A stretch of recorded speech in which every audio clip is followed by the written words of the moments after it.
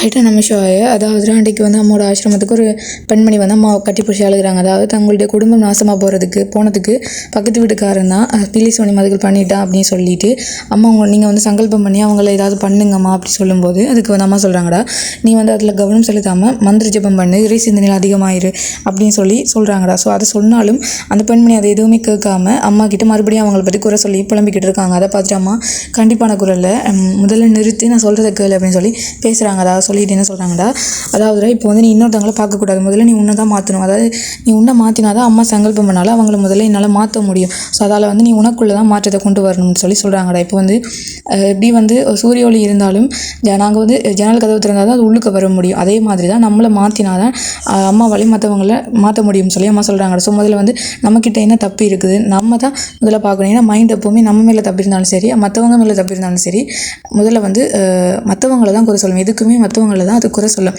So mind சொல்கிறதுக்கு கேட்காம அதுக்கு இடம் கொடுக்காம எப்போவுமே நம்ம மேலே என்ன தப்பு இருக்குன்னு சொல்லி அம்மா பார்க்க சொல்கிறாங்க. ஸோ வந்து நம்மளை தான் நம்ம மாற்றணும்னு சொல்கிறாங்க. அதுக்கு பிறகு இந்த உலகத்தில் ரெண்டு விதமான கவலை இருக்காம். அதாவது ஒன்று நமக்கு ஆசைப்பட்ட விஷயம் கிடைக்கலன்னா கவலை வரும். இன்னொன்று அந்த ஆசைப்பட்ட விஷயம் மற்றவங்களுக்கு கிடைச்சதுன்னா அதுவும் நம்மளுக்கு கவலை வரும். ஸோ அப்படி இருக்கக்கூடாது.